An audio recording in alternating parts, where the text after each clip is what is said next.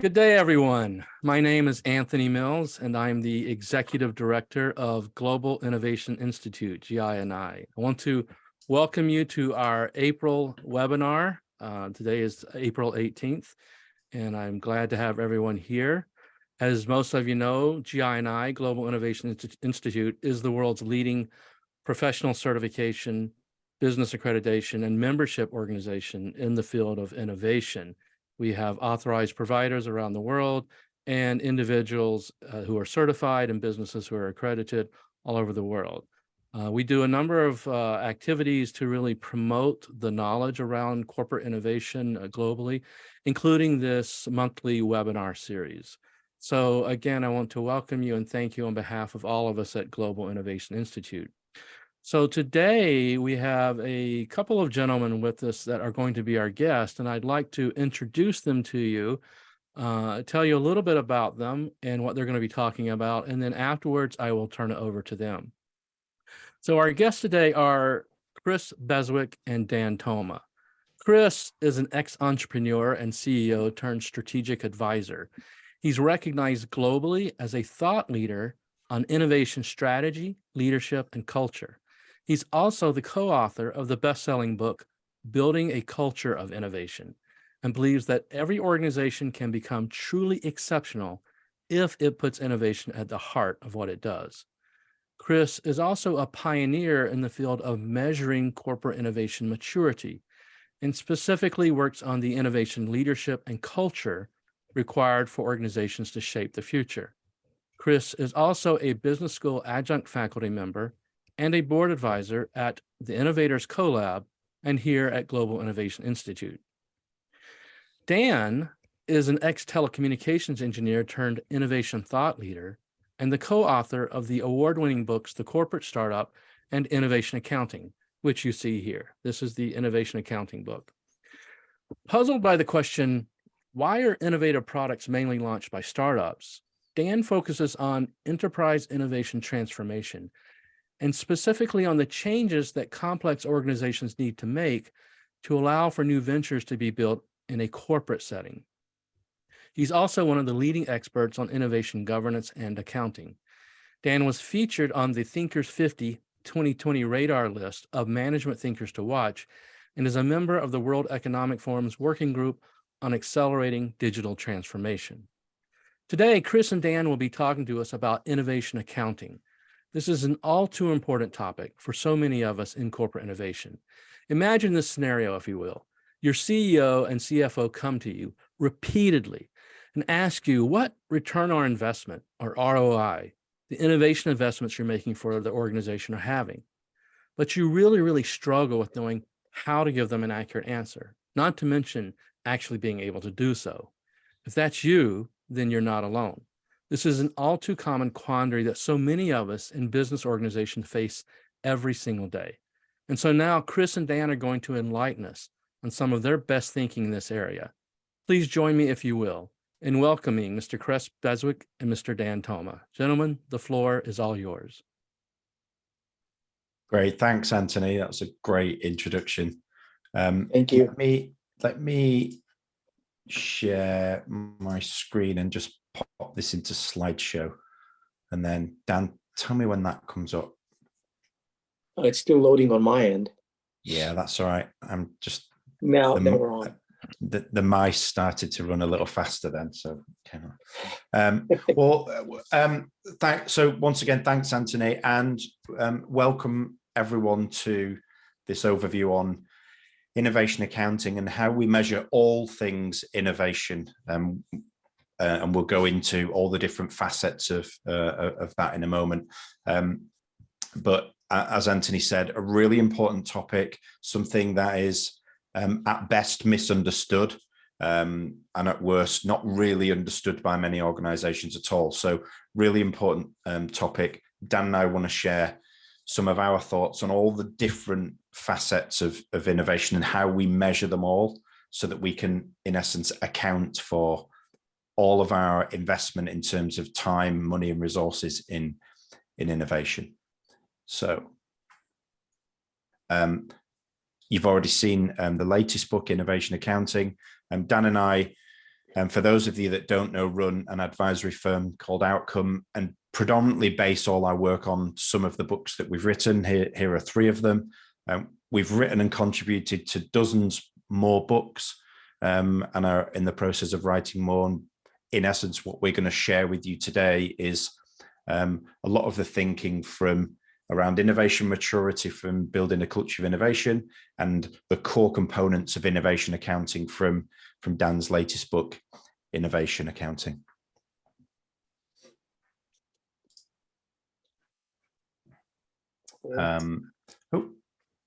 Just a quick bit of background from us on some of the clients that we've worked with, and some of that has been around measuring innovation maturity. Some of it has been around building innovation accounting systems for organizations.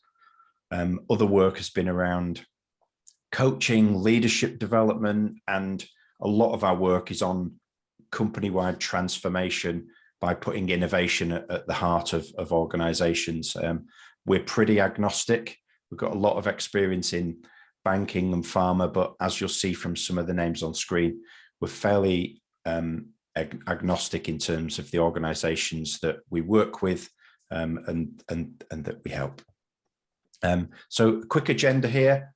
3 things we're going to cover, and then because of the complexity of this subject and how important we know it is to many of you listening in, we want to leave a really good chunk of time for Q&A. So we're going to cover 3 things. The first thing around the system, what we call the innovation system.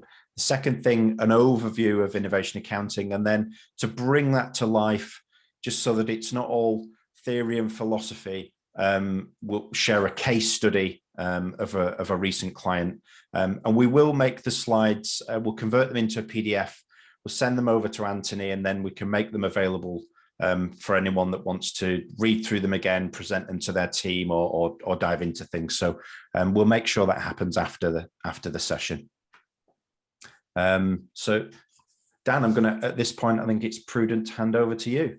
Sure. Thank you very much. And yeah, thank you very much, guys, for joining. I see that basically the entire world is represented in this call, which is great. Again, confirms the fact that innovation accounting and measuring innovation is a topic worth waking up very early for, or we're going to bed very late for, depending on where you are on the globe.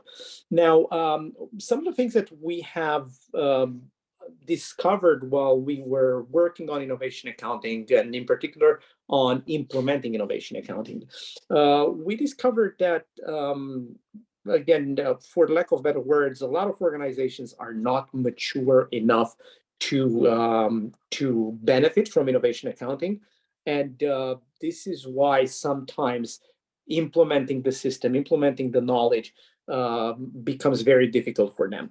There are certain things that need to be done before you start thinking about implementing innovation accounting.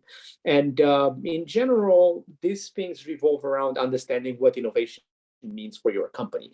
So first of all, you have to decide and define, what does innovation mean in your company, in your context? What does innovation mean? You can't talk about innovation accounting without having a definition of innovation in your company. Why? Because different people might understand different things about what innovation means. And this is why they will sometimes pull for metrics and indicators to reflect one definition and not the other. Similarly, if you don't understand what impact you're expecting from innovation in your company, you can't put a measuring system on top. Let's say if you want to do it for PR purposes, and again, I'm not judging organizations that invest in innovation for PR purposes. I'm just saying that probably you should invest that PR money into something that's way more impactful PR-wise than innovation. But some organizations do. Well, if you're in that case, definitely put some metrics around that. If you are on the other hand on the case of an organization that wants to do innovation because they hope to increase their top line or diversify their portfolio, there are different metrics that need to be put in place for that end goal. So it's very important for you to decide first of all, what does innovation mean? And second, what is the impact you are expecting, is your company expecting from innovation? Again, organizations that aren't doing any innovation whatsoever, they can't talk about measuring innovation. We've actually had people approach us asking to implement an innovation accounting system. And then when we looked under the hood, we realized that they were actually just getting started with innovation. They were just now thinking about investing in a couple of internal startup ideas. Well, in that case, you probably have other things more impactful, more critical things to worry about than how you're going to measure those two investments.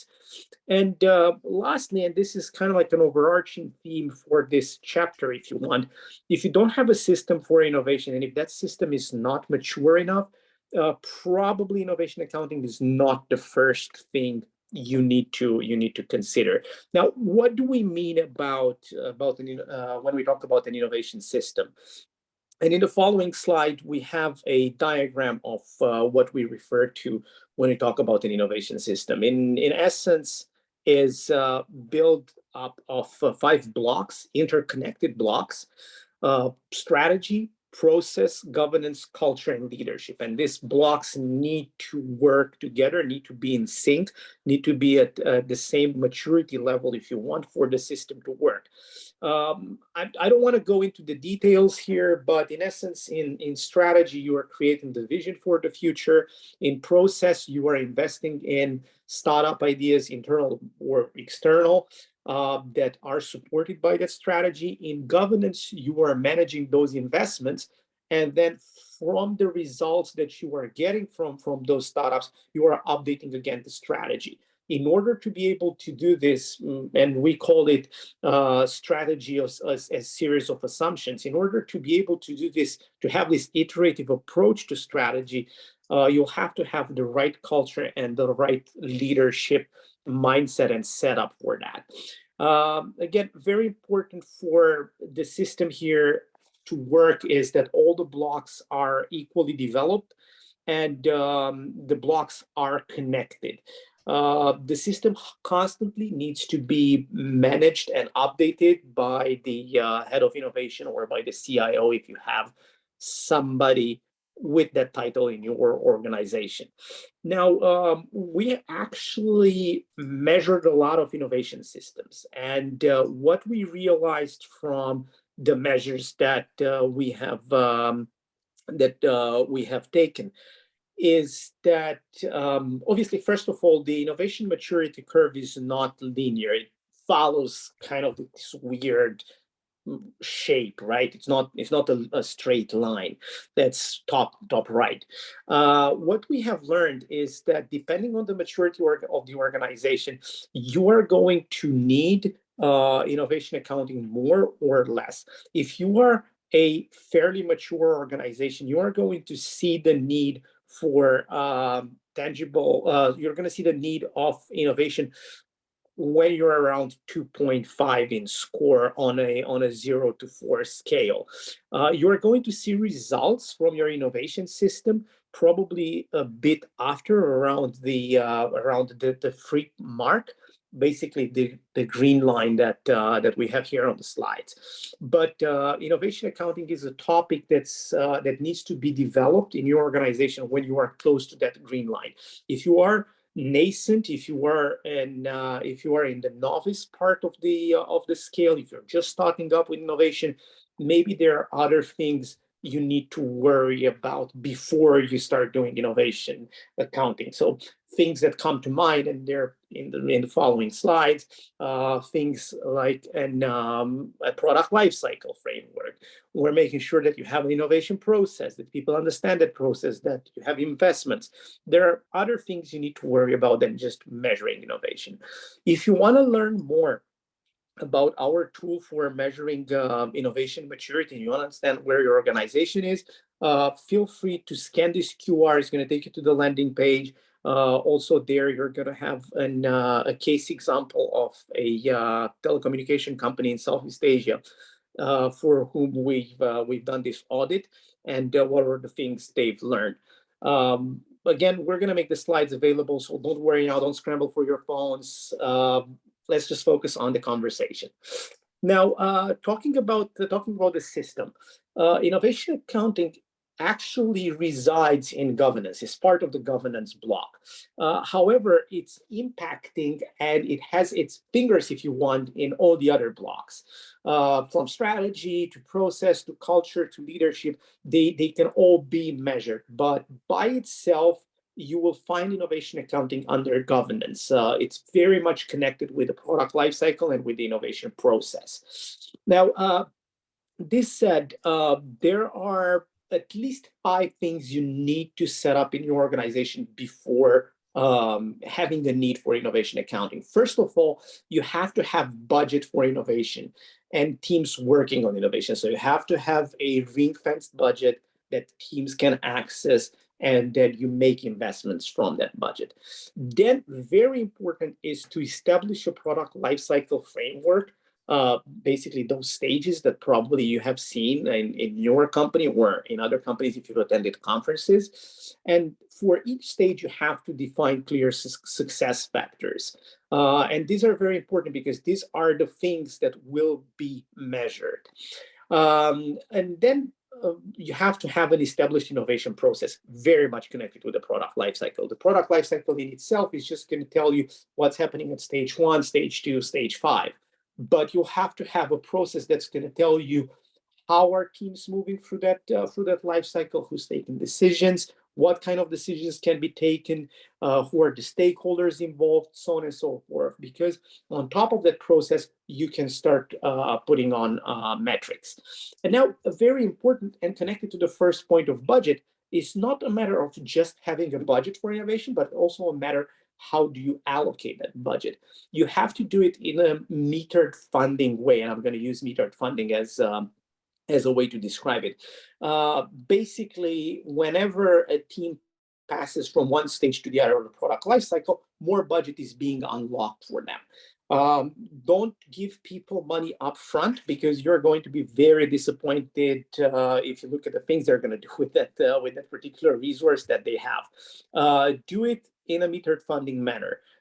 Just give them against evidence. You've progressed, you get more money. It's basically what venture capital investors typically do whenever they invest in startups. And lastly, and very important, to have innovation accounting as a capability and as a system in your organization, you need to have trained decision makers and trained teams.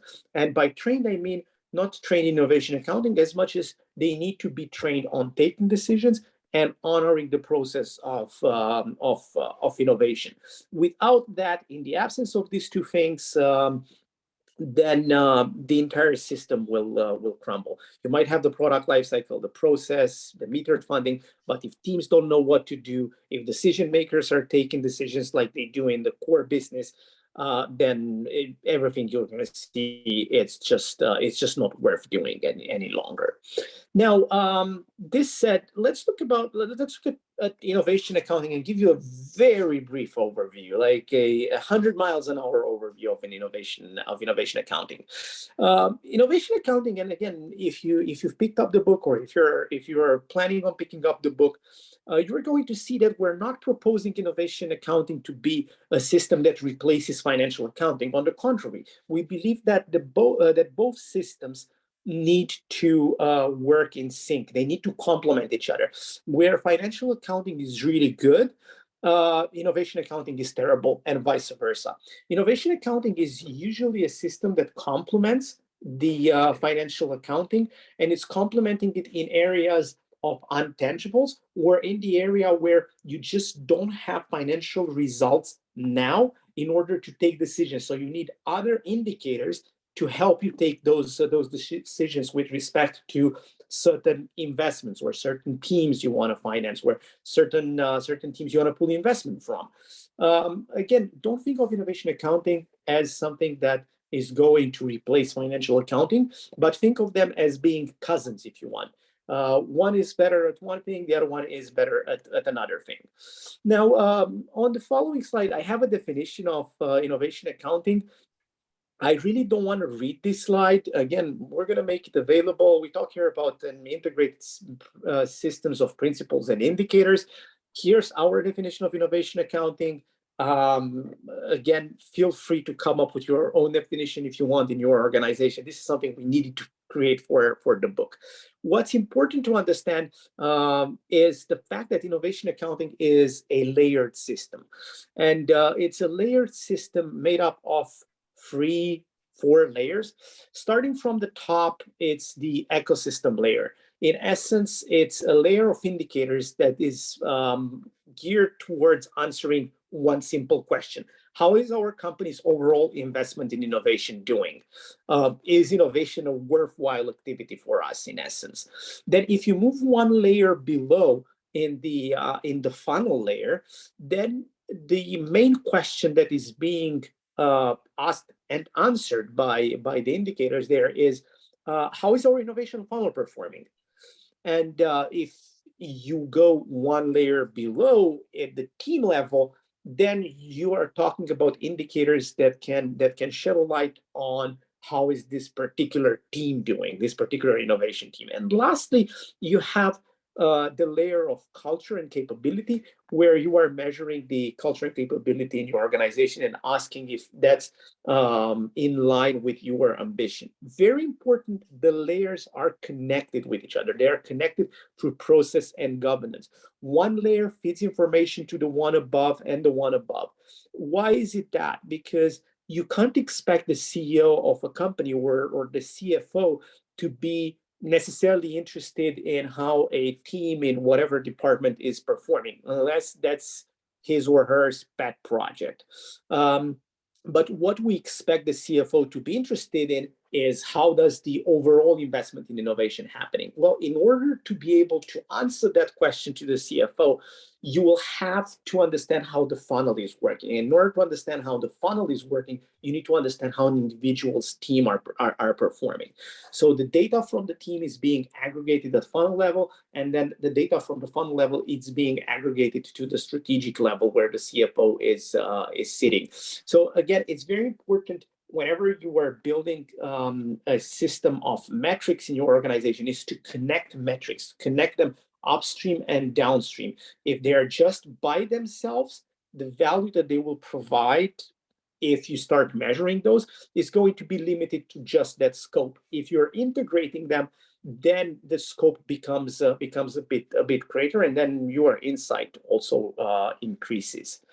Now, we looked at many organizations around the world, and to be honest with you, I think that innovation accounting is still in its infancy as a topic, mainly because it requires a mature governance system to be put in place, and also a committed leadership team.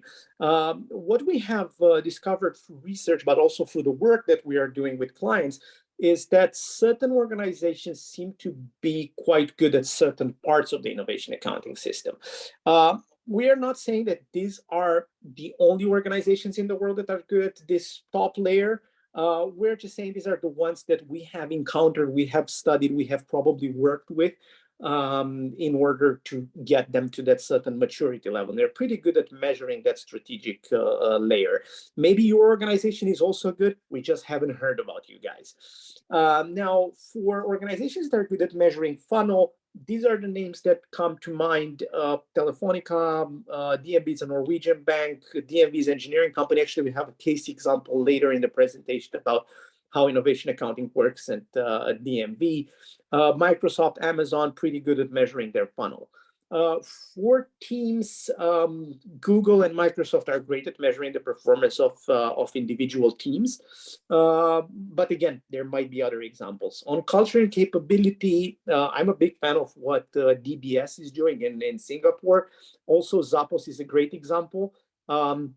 Amazon as well, you might critique them for some things, it's fine, but I think overall they're doing a pretty decent job at measuring their internal culture, in particular with respect to innovation. Again, if your company is not here on the list, it doesn't mean you're not doing innovation accounting, it means that we just haven't heard about you guys. This said, let's look at the case example now, and then for the half an hour that we'll still have left after the case example, we just want to take your questions because I'm sure there's plenty of them. Now, the case example we have prepared for you this afternoon, or morning or evening, depending where you are in the world. It's about a company called DMV, and DMV is the world's largest classification and certification society, in particular in the maritime industry. So they certify maritime equipment, ships, and in general, all the things that go on the oceans. Oil rigs, offshore platforms, the offshore wind farms, all of those things are certified by them before they are being allowed onto the ocean. They are spread around the world. They have probably more than 100 offices, and probably around 15,000 employees last time I checked. We worked with them on building their entire innovation system, if you remember from the slides earlier, made up of strategy, practice, governance, culture, and leadership. But in this case example, we're just going to be focusing on how does the innovation accounting system look like and work in DMV.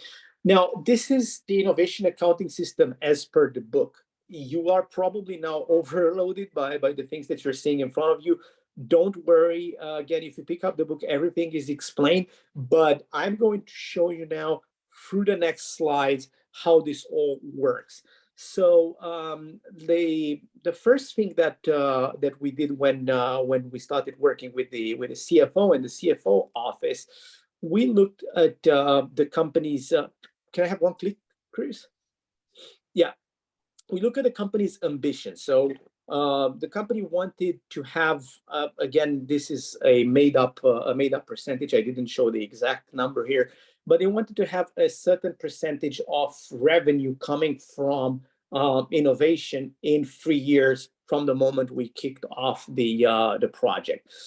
In essence, what we were looking at to measure in 3 years' time was revenue. But an indicator for revenue is NPVI, New Product Vitality Index. New Product Vitality Index means percentage of your current revenue coming from ideas that you launched in the past 3 years. So in order to start measuring innovation, we had an NPVI goal, an NPVI ambition. 3 years from now, in 2025, this is how much we wanna have. Again, these are all made up numbers. The year was not 2025 and the percentage was not 25. Now, in order to hit on those NPVI numbers, we needed to look at an indicator called number of ideas in each stage, or number of ideas per stage. And by stage, I mean here stages of the product lifecycle. If I don't have enough ideas in each stage, I cannot hope to get ideas to be in the market, viably in the market, bringing in revenue. So the numbers of ideas per stage was a leading indicator to our MPVI target. If there's only 2 ideas in the product lifecycle now, and I don't have any other ideas in any of the other stages, I really can't expect in 3 years' time to hit my MPVI targets unless I start today coming up with more ideas, putting in more stuff into the funnel. Now, another indicator for the stages, if you want, was a holistic confidence that the venture board had in each venture. And what do I mean by that? In essence, for each venture in the product lifecycle, DMV gave a confidence score. And that confidence score was basically a proxy for how likely is the idea to make it to the next stage. And that was based on the learnings that the teams got around the key success factors for each stage of the product lifecycle. So the product lifecycle had 6 stages, if I'm not mistaken, and for each stage there were questions. Through their work, through their experimentation, they were just proving to decision makers that yes, they will be needing another financing round. There is evidence in the market that the idea is really wanted. So that means that the confidence per success factor and the confidence in the whole venture was increasing. With a high confidence, it means that the idea was progressing from one stage to the other. So we're looking at the number of ideas. If we have ideas in the funnel, some of them will succeed, meaning that we're going to be hitting our MPVI target. We're going to generate that revenue. Now, this is basically the map that we drew for the CFO. Now, tactically, if you want, at the tactical level, it all revolved around the innovation process. So first thing that we had to do was to get teams to work on ideas. So we had to have call for ideas. The company has a constant flux of ideas coming in. So there is innovation happening. Again, first thing. Second, the teams were meeting with their designated venture boards every 3 weeks. By venture board here, we made a group of decision makers that were able to decide whether or not to progress the idea or to stop funding. So every 3 weeks, every team in the portfolio was meeting with their designated venture board. There was a decision being taken. Teams presented in that meeting their progress that they made on that particular stage of the product lifecycle, how much they've uncovered around every success factor, what are their blockers, if there are any organizational blockers that the venture board can remove for them. And then they were reporting things around cost, potential revenue, and we were actually initially using an Excel sheet for that. And once we got to a certain number of ideas, I think more than 10, we started realizing that we need to build a software. So then we built a software for that. More about it in the next slide. After the teams were reporting cost and potential for revenue and their progress, there was a decision that was being taken by the venture board. And this decision was either to stop the venture, progress it to the next stage, or just pivot the idea. Decision was recorded with the confidence and the confidence interval that the venture board was given to the team at that moment in time. Again, we were using the software for that. And again, we were just repeating everything every 3 weeks. So again, teams were coming in, presenting to the venture board, new teams, if they were created in the meantime, again, they were presenting. Everybody was just talking about their specific stage in the product lifecycle, not about the idea in general. So very concise meetings, down to the point. Every team had about 15 minutes to present. Very quick decisions, no PowerPoint presentations allowed. Just discuss about the key success factors. What were the things you've done to move the idea forward? What was the evidence you've gathered? How did you gather that evidence? And then the venture board would just give a score. Cris, can we have the last slide? I think it's the last slide of the presentation. Yeah, basically in this slide, we presented what were the indicators that were tracked manually, what were the indicators that were being tracked by the software, and what were the ones where we had manual input from the teams. And as you can see with software, there were just very little manual inputs, if you wanted. The rest was just being computed automatically by the software. The dots that are in the dark purple were some indicators that we were computing once a year, so not on an ongoing basis, not every month. This said, here in the following slide, you have the QR code to the landing page of the innovation accounting software. Not trying to promote it in any way. If you are interested, drop us a line. We can share more information with you. Cris, can we move to the slide with Thomas? Yes, thank you. Basically, this was the CFO of the group when we started working. Cris, can I have another click? I would summarize the benefits as follows. And again, we have a whole interview with Thomas on the topic. The benefits of an innovation accounting system is that it's a way to take data-based decisions regarding your innovation ecosystem. So you're no longer guessing hey, should I invest in capability development, or I think that people are not coming up with creative ideas, I need to invest in that. You have data, and then you're going to know more about what's going on in your company.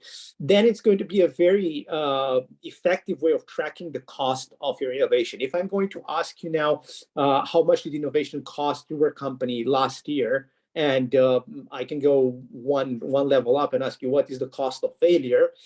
In the absence of an innovation accounting system, you're really going to struggle to answer those questions. You can answer them, but it won't be a pleasant experience uncovering the numbers. Now, also in innovation accounting, you're able to estimate the potential impact of your innovation investments before that actually reaches maturity. So you're going to have a way to know, look, I believe that innovation is definitely going to help us in the future. Look, I have some indicators here. I'm looking at our pipeline. I'm looking at the funnel. I can expect X amount of revenue to come.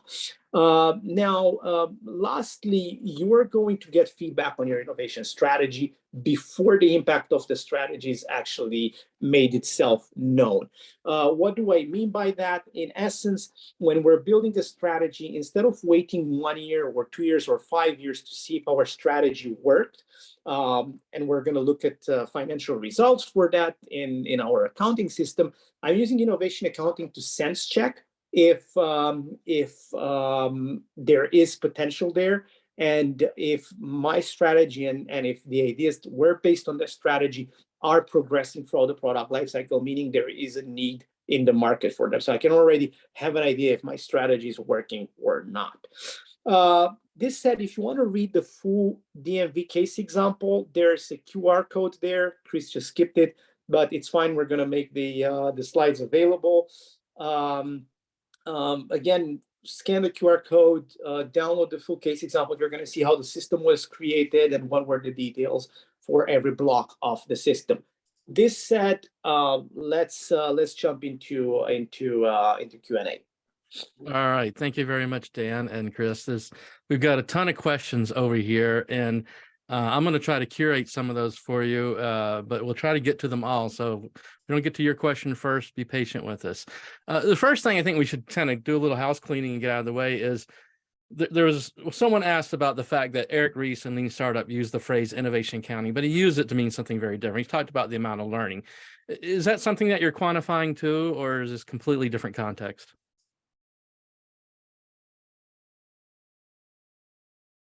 Dan, you're muted. Hold on a second. Give me one. Unmute. Yeah. Oh, yeah, there you go. yeah. There you go. Thank you. Yeah, actually, good question. I don't know who asked it, but good question. We actually spoke with Eric about it, and we were obviously drawn by his concept of measuring learnings early on when the Lean Startup came out. We just took the whole thing one step further. We built an entire system, and if you look at it, the idea of measuring learning velocity and measuring learnings is at the core of the innovation accounting system. It's where everything starts. If you don't have those learnings, you are not going to increase the confidence that people have in you. If you don't have that confidence, then people will not progress to the next stage. If you are not progressed to the next stage, you get the picture. Yeah, so it seems like the framework you built, it includes that, but it really builds out a lot further and more mature than that. Goes Indeed. Yeah. Indeed. I mean, it's been almost 10 years between the two books. Yeah. And we've evolved that knowledge. And again, we've spoken with Eric about it and a lot of other people. Sure. So let's go to the next question. Actually, a couple of people asked, if you were to prioritize, what would be the top 5 innovation accounting metrics? Again, I'm going to throw back the question and ask, what do you want to get out of innovation? I would say my favorite, and again, I'm probably talking for most organizations that we have faced, and Cris, by all means, feel free to jump on. I would say that NPVI is very important, so New Product Vitality Index. So how much of your current revenue comes from, innovations that you launched in the past few years.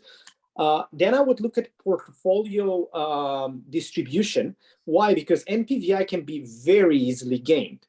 I would claim that everything is new. If I'm adding a new feature to my existing product, I'm just going to claim it as version 2, new product. Here you go. I'm hitting my my performance indicator as a middle manager. I'm not getting fired. On the contrary, I'm getting a bonus.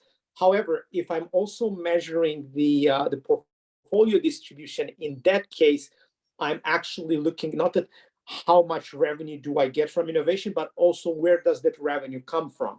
Is it only core ideas? Is it adjacencies? Is it transformational?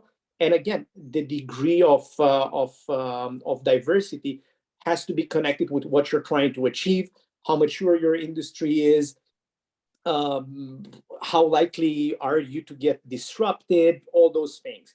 And then lastly, I would look at the efficiency of innovation investment. So in essence, for every single dollar that you've generated for innovation, how many dollars of innovation budget have you burned? I think those are the top 3.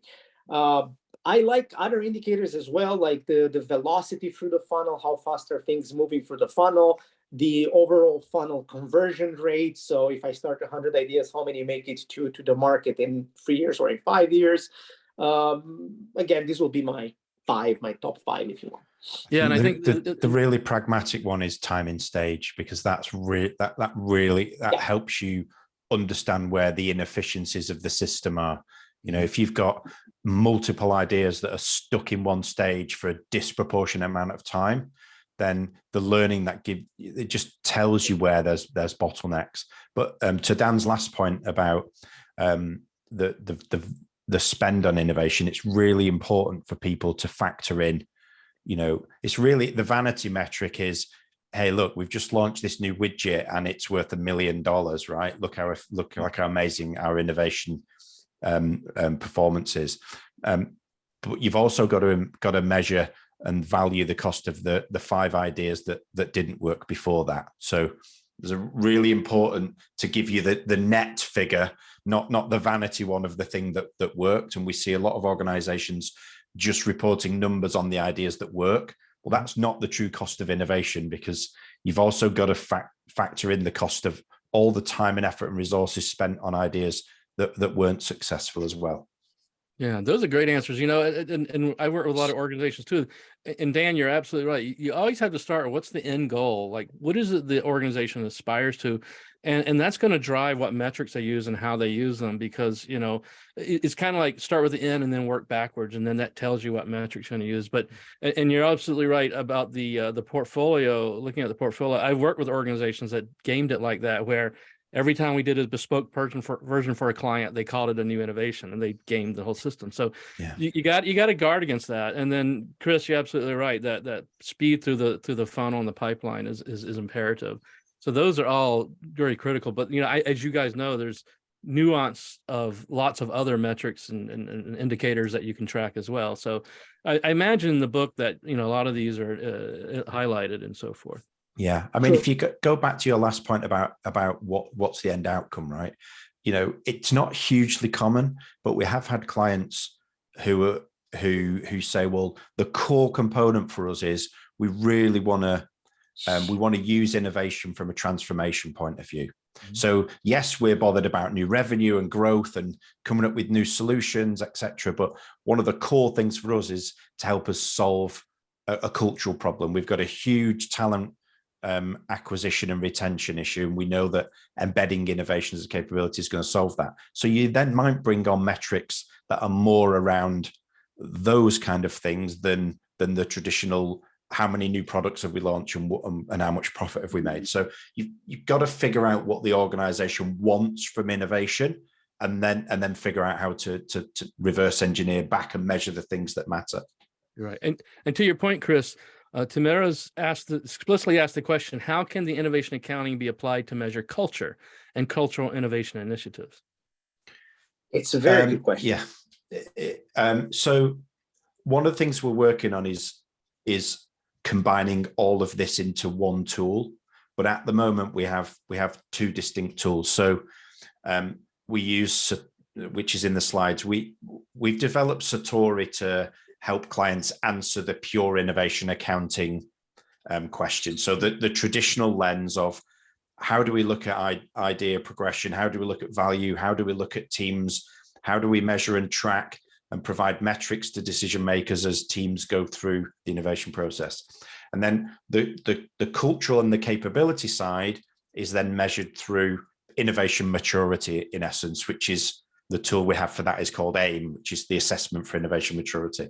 And with almost every client, we use the combination of both. So AIM's measuring that cultural, what's the level of capability in an organization, and how embedded is that capability into organizational culture? So how is it being brought alive on a day-to-day basis?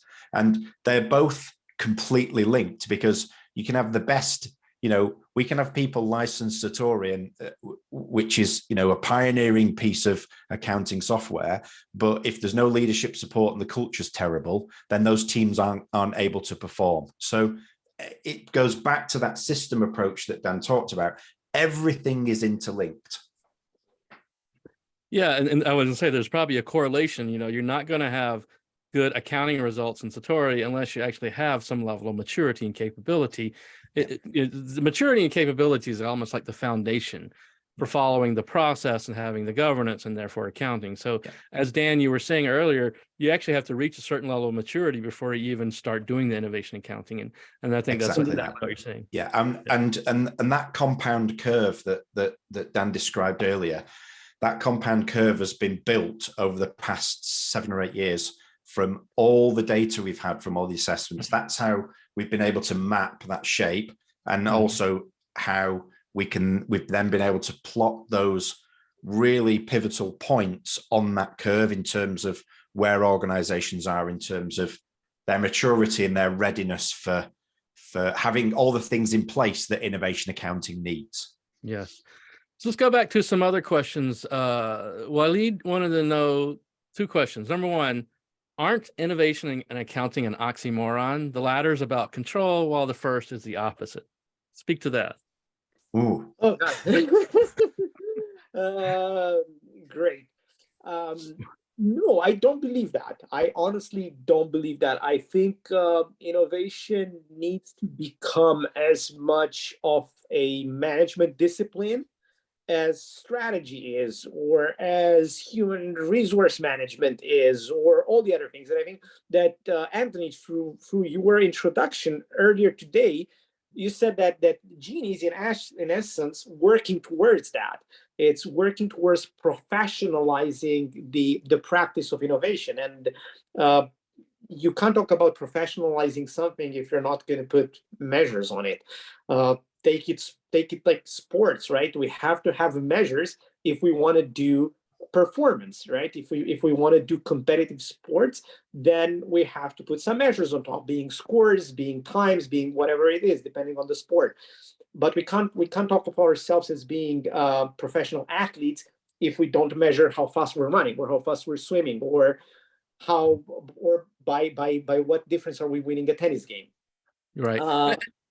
That would be my answer. Yeah. Let me give you a just slightly different perspective. If you look at the typical word accounting, right? What an accountant typically does is you provide the accountant with all your company accounts, if you like, for the past year's worth of trading, right? And they build an overview of that, and they make sure it's all right, and then they submit your account. So it's always looking at that at past transactions, income, outgoing, all of that kind of stuff. Think of innovation accounting as a little bit of that, but more on the financial modeling, forecasting side of accounting. So it's taking data and it's taking all that activity and measuring it and allowing decision makers to make really informed decisions. So it's not that backwards looking accounting in the traditional sense. It's more financial modeling and forecasting side of accounting to allow you to make better decisions. Mm-hmm. And another way to think about it is, innovation at the individual and team versus the corporate level. At the individual and team level, of course, we want to allow people the space to explore and experiment and learn and give them that space to be creative. But at the organizational level, we have to wrap some governance around that entire process, not to squelch the creativity of people, but actually give them a forum and a process to follow so that the whole thing is enabled. So, and that's how we start to govern and do accounting around, is that whole flow of the whole process. So to me, they're very complementary as long as you're using them correctly. That is exactly why measuring innovation maturity has to go hand in hand with innovation accounting, because the organization has to be at a continuously developing maturity level to enable teams to work in that way, to give you activity to be able that you can then measure through innovation accounting. So they're both linked. Mm-hmm. Well, Lead also asked, is it better just to outsource innovation so that accounting is done at the outset contract level without management having to poke their nose in the innovator's business on a regular basis? Short answer would be no. You're basically outsourcing learning, and famous architect and interior designer, I think Eames was saying that never outsource learning, should never do that. If you outsource innovation, you're in essence outsourcing your only ability of predicting the future. I'm not saying that you are going to be seeing a lot of results from innovation, or innovation is going to be successful. Again, that all depends on how much you are going to invest in it. But at the very least, that innovation department is going to give you a sense of what is happening in the outside world beyond what you see from the reach of your core business. They're going to be the ones exploring new tech, maybe tap into some new trends, all of those things. So you're in essence preventing yourself from seeing the future. You're just putting the blinds on and start driving. Let me give you a people answer to that, because I think this is disproportionately important at the moment. Imagine an organization that fully outsources innovation and basically says, on a day-to-day basis, we don't want creativity, we don't want innovation. That's for the consultancy that we outsource it all to. Try retaining talent and try attracting the next generation of talent to an organization that has made that decision. You basically sign your own death warrant, I think, as an organization. I would agree with that. Let me get to another question. And actually, there's two questions that kind of relate to each other. One is there a resource for government organizations to start thinking about innovation accounting? And then also, do these approaches differ from sector to sector, or they're valid for most projects and sectors? I would answer. Go ahead. Go on. Go on. I was just simply going to say, but the answer to both is it's completely agnostic. So, one of the challenges is, and we've had this conversation today. We've been on calls, back-to-back calls with clients today.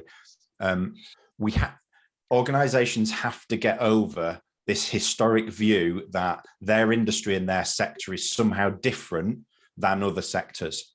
And predominantly, the whole approach to innovation is agnostic. The nuances and the differences in sectors and industries are obviously there, but the approach, the things that you need to measure, how you measure it, take maturity, the right kind of culture, the right kind of leadership, how you measure all of that. It doesn't matter whether that's public sector, private sector, whether it's pharma, whether it's automotive. Innovation doesn't really care, right? So the short answer is don't look at the public sector as something specifically different that requires different resources to the private sector. Dan's book, Innovation Accounting, is just as relevant for government as it is for Apple. Dan? The difference is that in the government, maybe your go-to top-line KPI won't be net product vitality index. Maybe your indicator there will be something different. You might have another different impact indicator. Portfolio might be interesting, but again, you should probably come up with your top line indicator as being something different than in a for-profit context. Yeah, and I can add to that because I work with a lot of both private and public sector. And in the private sector, our ultimate impact is what we call business impact. So it's revenue, profit, brand lift. In the public sector, the type of impact we're trying to reduce is societal impact. So it's social impact, economic impact, environmental impact. So the ultimate impacts we're producing are different, But like Cris just said, the process to get there is exactly the same. And the resources you have to apply for getting there is exactly the same. And a lot of the projects are going to be similar metrics. It's just that the end impact is a different flavor of impact. But otherwise, it's all agnostic. Yeah. Yeah. So there was a comment, I find innovation accounting to fit even in small to medium enterprises as well as startups. Any comments about those environments? Depends on how you define small and medium enterprises. I think it fits in any company as long as that company builds an innovation system. And innovation is an activity that's being performed on a constant basis in that particular organization. I don't want to label them as small, medium, large, whatever, international, non-international. Just basically, if you're doing innovation and you're following a certain process for innovation, then the concepts definitely fit. It goes back to that maturity curve, Anthony. So I'll give you a classic example. We have a client in the UK which is quite difficult to classify. There are only 350 people, but they're a hugely high revenue, right? Now, on one hand, you could say, well, why would they need innovation accounting compared to DMV, who's 15,000 people with 100 offices around the world? Both organizations can be at the same innovation maturity level, regardless of their size, regardless of their number of people. It's about what things have they got in place, what activities taking place, what stuff are they doing, and where are they on that maturity curve? And if they're at the right point, then innovation accounting is absolutely relevant for them, whether they're 350 people and $200 million, or whether they're 15,000 people and $10 billion, doesn't matter. Cris, there's a good question that just came in. Speaking of the maturity curve, what's on the horizontal axis of the maturity curve? So the vertical axis is the maturity levels, and we measure them from 0 to 4. On the horizontal axis is the components of in essence what our maturity model measures. So it measures 60 components, but the important thing to understand is, and why there's so many points along that bottom axis is each one of those components is weighted.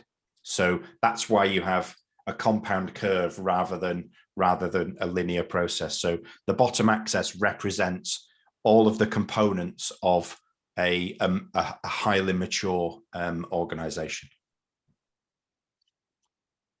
And Tamara's also had a question. What are the common pitfalls that companies face when trying to implementing innovation accounting, and how can they avoid those pitfalls? Right. There was this book called Anna Karenina, and the quote just at the beginning of the book said something along the lines of every happy family, all happy families are alike, all unhappy families are unhappy in their own way. Same is true for implementing innovation accounting. All the organizations that have failed or are failing with innovation accounting are failing in their own particular ways. All the ones that were successful by following everything. I think one of the biggest pitfalls is, again, from experience, was around aligning on what innovation is and what innovation means for the company and what goals you're trying to achieve for innovation. So why do you do innovation? And then obviously the next one would be pitfalls around your governance. So your governance is not up to spec, then you will not see then you won't see the results from innovation accounting, and you're going to have it really hard to implement innovation accounting. And Greg, it's very nice to give us the quote in Russian here. Yeah, thank you very much.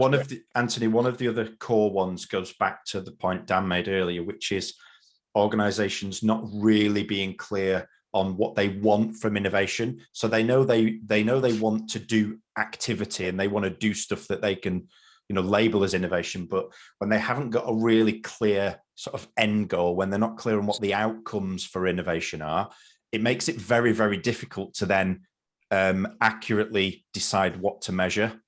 So that's one of the first things. And the second thing is, even if you've decided what to measure, if the processes and the product life cycle aren't developed properly, there'd just be a complete mismatch with activity that's happening on a day-to-day basis and what the organization has decided to measure. And those are the key things. Everything has to be really well aligned.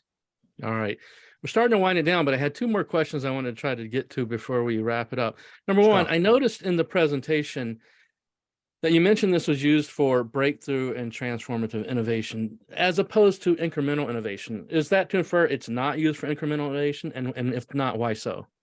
Yeah, it's a very good point. And we're actually making that particular comment in the book, in one of the first pages of the book. Why do we make the distinction? Because core innovation, incremental, has way less risk than adjacent and transformational. And whenever you have less risk, or it's a more predictable environment, then just use standard organizational KPIs. Just go to the Project Management Institute.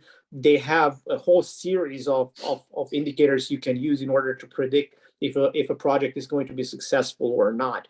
However, as you are stepping towards a more volatile environment, a more uncertain environment, then in that case, you need to have different type of metrics. So yes, in the first pages of the book, we make the distinction between incremental and adjacent transformational, and we say that innovation accounting is primarily useful in highly volatile environments. And you're right. I mean, and you know, most of the incremental innovations are going to be launching in the next year or two. We have pretty good clarity on those metrics. But when you think about the breakthrough and disruptive innovation, that might be 5 years or 10 years out. Even trying to forecast some of these things gets very fuzzy. Do you account for that fuzziness somehow? Definitely, you can have leading indicators, right? You can have indicators that are telling you if you're on the right path or you're not on the right path. Otherwise, how would the venture capital company exist, right? Right. Because those people live by making investments in highly volatile environments under conditions of extreme uncertainty. So there's leading indicators. Learning is one of them. If I'm working with a team and 3 weeks in, they come in and they say they haven't learned anything, there's another few weeks that pass and they haven't uncovered anything new. Basically, they're just telling me they're not honoring the process of innovation. So it means for me as an investor or as a venture board member, look, there's a lot of risk in this venture. Maybe we should invest in the other venture that has learned a lot.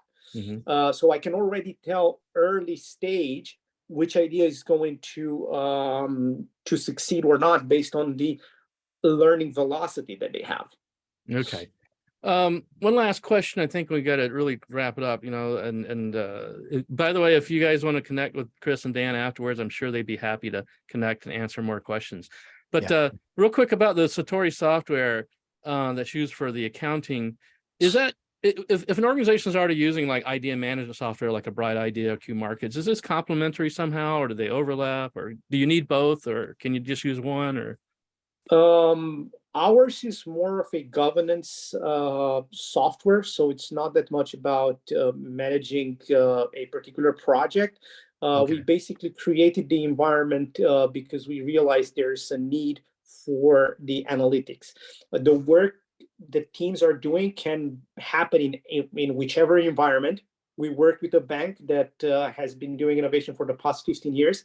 They didn't want to change for pen and paper.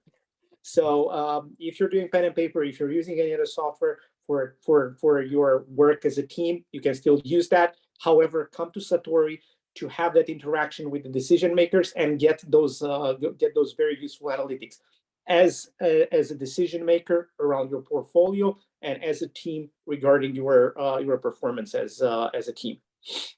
Very good. All right, well, that kind of brings us to the end. Any final closing comments from either one of you before we wrap it up? I mean, I'm just looking at the number of questions, and we wanted to leave quite a bit of time for questions, but there's so many we've not got to them. So get in touch with Dan and I on LinkedIn, or Anthony, when you do your email out, please share our email. If any of you've got a question that you really do want answering, then just drop us an email and we'll answer it. We'll answer it offline, because there's loads still coming in. So, and we'll send you, as I said earlier, we'll send you a PDF now as soon as we come off the call, and you can distribute that. But no, just appreciate everyone's time. I know people around the world, some of you it'll be early, some of you it'll be late. So we always appreciate letting us speak on these topics. And thank you to you, Anthony, for the invite.